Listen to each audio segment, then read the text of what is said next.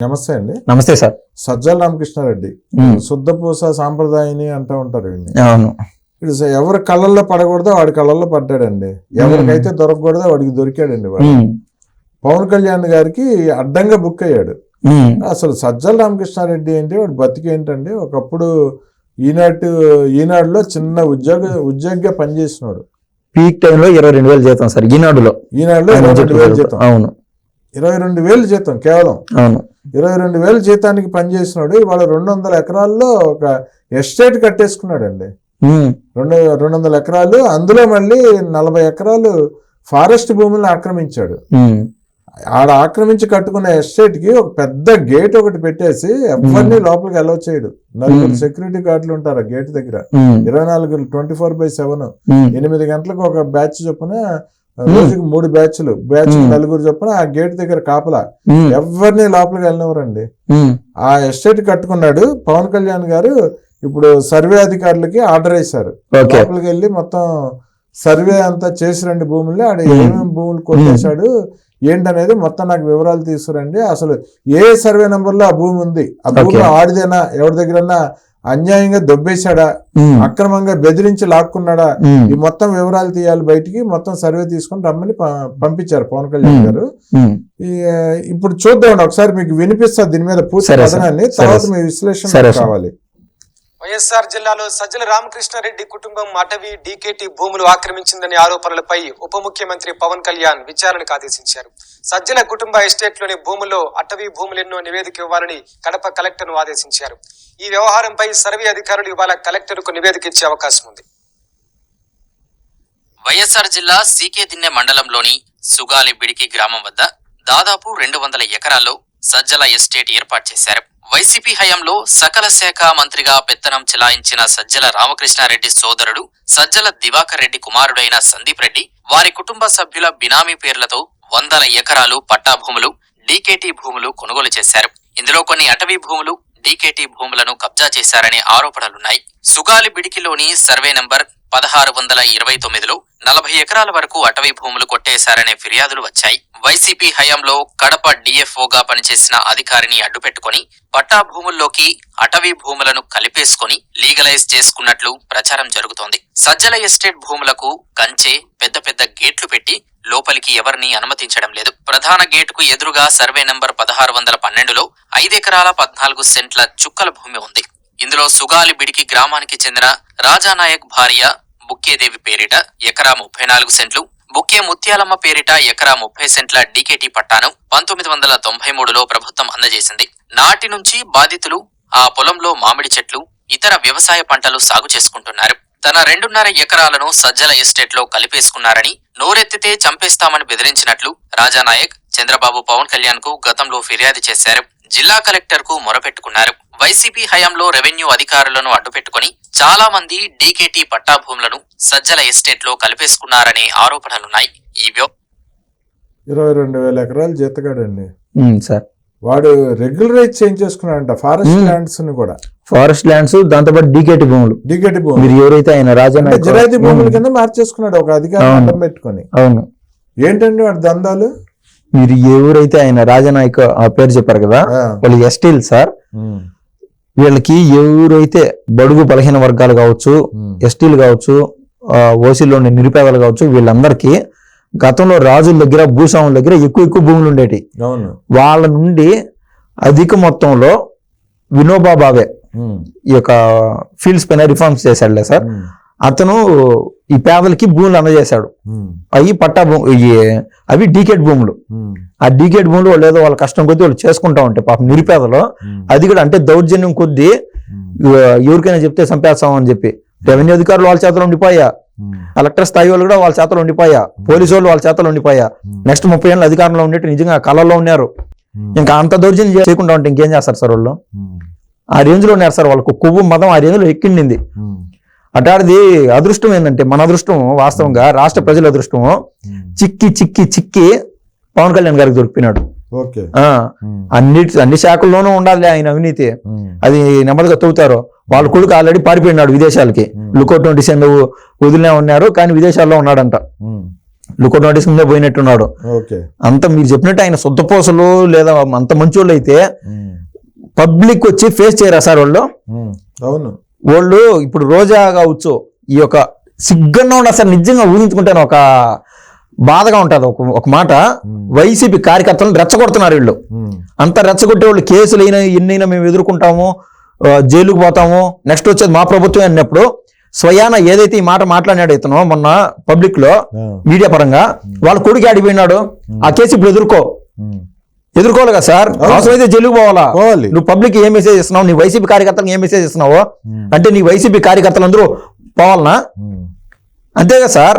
పైనుండే వాళ్ళు మాదిరి ఎస్టేట్లు కట్టుకొని 100 ఎకరాల్లో ఎస్టేట్లు కట్టుకొని దాంట్లో ప్యాలెస్లు ఈ రేంజ్ లో కట్టుకొని కార్యకర్తలకు ఏం మెసేజ్ ఇస్తున్నావు? గేట్లు పెట్టి మనుషులు కూడా లోపలికి రానికుండా మీరు చెప్పినట్టు ఆ షిఫ్ట్ బేస్ లో 8 గంటల పని చేయడము, మళ్ళీ ఇంకొక నలుగురు 24 గంటల పాటు ఇది ఏ తప్పు చేయకుండా అంత సెక్యూరిటీ ఏముండా సార్? ఇది పబ్లిక్ లో ఆయన చూసి ఆయన హావభావాలు మనకు అర్థమవుతాయి. ఒక సింపుల్ ఒక చిన్నది ఒక 600 రూపాయలు 700 చొక్కా వేసుకొని, అవును వేసుకొని పిన్ను పెట్టుకొచ్చుకొని బాగురే ఎట్టాడు మంచోని పెట్టుకున్నాడు రా జగను అనుకునేట్టుగా ఇది ఆయన చేసే నిర్వాకాలు. 40 ఎకరాలు అటవీ భూమిని దొబ్బేశాడంటే సార్ అనకూడదు పదాలు వాళ్ళు చేసాడు. నాకు నేర్పిస్తున్నారు చూస్తుంటే ఎవరో పాయసం వండితే తెల్లారులు చల్లారు ఎవరో పతివ్రత పాయసం వండితే అట్లే ఉంటాడు సార్. అట్లే ఉంటాడు. ఆడిలా దోపిడీలు దొంగతనాలు హత్యలు చేశాడంటే ఎవరు నమ్మరండి. సార్ చూసినట్టు ఎవరు? వాళ్ళ మాస్టర్ ఎవరు సార్? వాళ్ళ మాస్టర్ ఎవరండి? జగన్మోహన్ రెడ్డి గారు. ఆయన ఇట్లా పెట్టుకొని నా అంత సౌమ్యుడు అంత ఎవరు లేరు అంటాడు. ఇంకొక ఆయన సార్, ఆయన ఒక ప్రెస్ మీట్ చూసా, ఆ మాస్టర్ వాళ్ళ తమ్ముడు వైఎస్ అవినాష్ రెడ్డి, నేను చాలా శాంత కాముకుని అన్నాడు సార్ ఒక రోజు. దాని మన 5 నిమిషాలు నవ్వుకున్నా నేను. అంటే బాబాయ్ నాడేమో ముక్కలు నరికేసి వచ్చి అంత శాంతి కాముకుని అంటాడు సార్. ఇది బేరీ చేసుకోలేను సార్. నక్కకి నాగలోకానికి ఉన్నంత తేడా. సాక్షి వాళ్ళు కూడా చూడండి, అత్తికి నెట్టు ఏది ఉండదు, మీకు జిమ్మికల్ గా ఉంటాయి. ఆడేమో చంపేసి వచ్చి శాంతి కామకుండా అంటాడు. ఈయన సౌమ్యుడు, ఈయన ప్రబుద్ధుడు, ఎవరు సజ్జల. మన రాష్ట్ర ప్రజల అదృష్టం ఏంటంటే మంచి ప్రభుత్వం వచ్చింది. అది కరెక్ట్ గా చిక్కి కళ్యాణ్ గారికి చిక్కినాడు సార్. నాకు ఒక సినిమా కనిపిస్తుంది ఆయన చరిత్ర ఊహించుకుంటే. మనం సహజంగా సార్ ఎవరైనా ఒక ఊర్లో ఏదైనా కేసు అయితే అన్ని సినిమాల్లో కావచ్చు, న్యాచురల్ గా కూడా కావచ్చు, ఒకటి ఎవడన్నా తప్పు చేసి వాళ్ళ నాయన్నో వాళ్ళ కొడుకుని ఎత్తకపోతారు. ఒకటి తప్పు చేసేవాడిని కాదు, వీడిని ఎత్తకపోతారు. వీడిని ఎత్తకపోయి అది ఏం జరుగుతుంది ఏమో 4 ఏళ్ళ వీడు మళ్ళీ తిరుక్కొని వస్తాడు, తప్పు చేసేవాడు తిరుక్కొని వస్తాడు. అంటే అది ఏం జరుగుతుంది? అన్ని సపరీలు జరిగిపోతాయి పోలీస్ స్టేషన్ లో న్యాచురలీ. అట్లాంటిది తండ్రికి మించినోడు కొడుకు, ఇద్దరికి అయిన ఫుల్ మీల్స్ అంతా రెడీ చేసి పెట్టున్నారు. అన్ని దాని లైన్ లో జరిగిపోతాయి సార్. నా భరోసా ఏంటంటే డిస్కషన్ కూడా కాదు, కళ్యాణ్ గారి చేతల్లో ఈ మ్యాటర్ అందింది. నాకైతే సినిమా అయితే కనిపిస్తుంది. ఆయన అధికారులకు బాధ్యత అప్పచెప్పారంట. సర్వే మొత్తం ల్యాండ్ అంతా సర్వే చేసుకోవాలని చెప్పి కలెక్టర్ గారికి అప్పచెప్తే వీళ్ళు సర్వే చేసుకొచ్చారంట. ఇవాళ నివేదిక ఇవ్వబోతున్నారంట కలెక్టర్ కి. అవును, సర్వే అధికారులు. అవును. సో అందులో గనక భూములు ఈయన దోచుకున్నాడు, ప్రజల భూములు కూడా కొట్టేశాడు. 93లో ఇచ్చిన నాయక్ గారికి ఇచ్చిన భూములు కొట్టేశాడు. అవును. సో పవన్ కళ్యాణ్ గారు ఇప్పుడు సజ్జల రామకృష్ణారెడ్డిని ఏం చేయొచ్చు?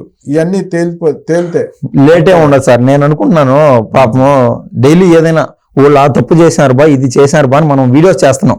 వాస్తవంగా నిన్న కూడా నేను ఏదైతే ఒక వీడియో మెయిన్ స్ట్రీమ్ మీడియా కంటే ముందు మ్యాటర్ కెలుకొని పవన్ కళ్యాణ్ గారి శాఖను కెలికినాడు నాయన సజ్జల అని మీరు అవసరమైతే ఆ డేటా చూసుకొని మెయిన్ స్ట్రీమ్ మీడియా కంటే మన మీడియా ముఖ్యంగా ముందు చెప్పాం పవన్ కళ్యాణ్ గారితో పెట్టుకున్నారని.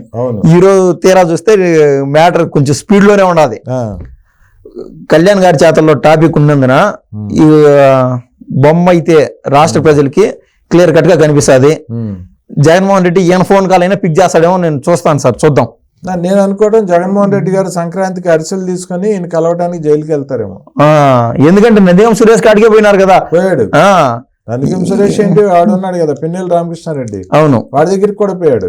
అంటే అరే బాబు ఇది వెళ్ళేదేంటి, వీళ్ళు అరిసెలు ఇవ్వడానికి కోడి మాంసం బిర్యానీ ఇవ్వడానికి కాదు, బిర్యానీ పట్టుకొని వెళ్తాడు. కానీ నువ్వు చేసిన చెప్పేటప్పుడు నా పేరు కనుక చెప్పావంటే నిన్ను ఇక్కడే లేపేస్తానని చెప్పి నీ కొడుకు అనేది కూడా మాకు తెలుసులే అన్ని వస్తాడు. నా పేరు బయట పెట్టావా జాగ్రత్త. నాకు ఒక ట్రాక్ రికార్డు ఉన్నది. 43,000 కోట్లు జప్తు చేసినారు. 13 సిబిఐ కేసులు ఉన్నాయి, ఈడీ కేసులు ఉన్నాయి. ఇన్నున్నా కూడా నేను ఇంత ధైర్యంగా నేను తిరుగుతున్నానంటే నా కథ ఏందో నువ్వు అర్థం చేసుకో. నా పైన పడేది మహా అంటే 2-3 కేసులు పడతాయి బాబు మిస్టర్ సజ్జలా.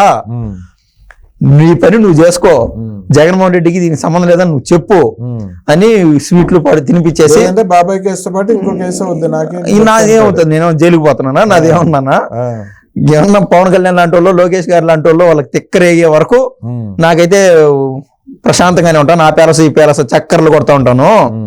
అప్పుడు దాకా నాకు ఏ ప్రాబ్లం లేదు. నా పేరు కన్నా చెప్తే రాష్ట్ర ప్రభుత్వం కాదు ముందు నేను ఇన్వాల్వ్ అవుతా అని సౌమ్యంగా కాముకంగా వాళ్ళకైతే చెప్తాడు జైలుకి వెళ్ళి.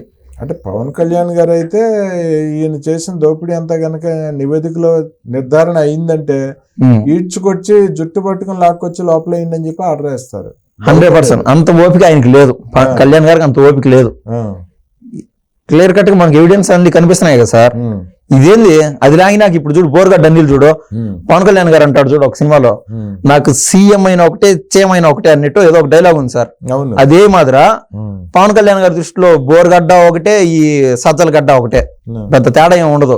ఒక్కసారి ఆ జైల్లో పడినాక బోర్గడ్డ చూడండి సార్, అది తేనులో పడి ఈ మాదిర గిలగిలగిలగా కొట్టుకుంటానే ఉన్నాడు. మనం బెయిల్ కోసం అప్లై చేశాడు. అప్లై చేస్తే జడ్జి గారి బూతులు తిట్టారు. అవును, నువ్వు చేసిన ఏంటి, నీకు బెయిల్ పిటిషన్ ఏంటి, నీలాంటి వాడు అసలు సమాజంలో ఉండటానికే వీల్లేదు, నువ్వు లోపల ఉండు, నీకు బెయిల్ ఇవ్వనని చెప్పారు. అడుగుతాను ఏంది, ఒక కేసులో బెయిల్ అడుగుతున్నాడు, వాడి పైన 30 కేసులు ఉన్నాయి. ఒక్క దాని బెయిల్ గురించి డిస్కషన్ అయ్యే లోపు ఇంకో కేసులో ఇరుక్కోవాల్సిందే. వీడిని సాధ్యమైన రోజులు ఎక్కడనే పెట్టండి, వీడు పద్ధతిగా ఉంటాడని జడ్జి గారు కూడా పెద్ద మనసు చేసుకొని ఆయన మంచి కోరి చెప్పినాడు. ఎవరు, బోర్గడ్డ అనిల్. అదే మాదిరా సజ్జల ఒక్కసారిగా నా జైల్లో పోతే బోర్గడ్డ అయినా ఒకటే, సజ్జలైనా ఒకటే, పెద్ద తేడా ఏమి ఉండదు. 5 రోజులు జైల్లో ఉంటాడు. వీళ్ళు బెయిలు గీలు అన్నట్టు అంత మెచ్యూరిటీగా ఏం జరగదని నేను అనుకుంటున్నా. బోర్గడ్డ మాదిరి నేను జైల్లో ఉండాల్సి వస్తుంది. నెలల తరబడో సంవత్సరాల తరబడో చెప్పలేము. అది కూడా ఇందాక మీరు చెప్పింది ఆవును తెచ్చి కట్టేస్తే దూడ అదే వస్తుంది అంటారా? అవును సార్, రావాల్సిందే. ఎన్ని రోజులు తిరుగుతారు సార్ బయట ఉన్న బలంగా? ఆయనకి ఏదో గుండె నొప్పి ఏంటి వచ్చాయి సజ్జలాకి, రావాల్సిందే సార్. నిప్పు పెడతా కన్నా రావాలి కదా సార్, తలకొరువు పెడతా కన్నా రావాలి. 100%. ఎక్కడికి పోతాడు? రాష్ట్ర ప్రజలకు తలకొరువు పెట్టాడు ఇన్ని రోజులు. అదేం పెద్ద మాట కాదు, పెద్ద విషయం కాదు, నిజంగా జరిగింది. రాష్ట్ర ప్రజలు పీడించాడు సార్. అంతెందుకు, రాష్ట్ర ప్రజల గురించి కాసేపు పక్కన పెడదాం, వైసీపీ కార్యకర్తల గురించి ఆలోచించేద్దాం. మంగళగిరి పైన దాడి జరిగిన కేసులో, టీడీపీ ఆఫీస్ పైన దాడి జరిగిన కేసులో సజ్జల అక్యూజ్డ్ నెంబర్ ఎంత సార్, మీకేనా ఐడియా ఉందా? నాకు ఐడియా లేదు. Accused number 120.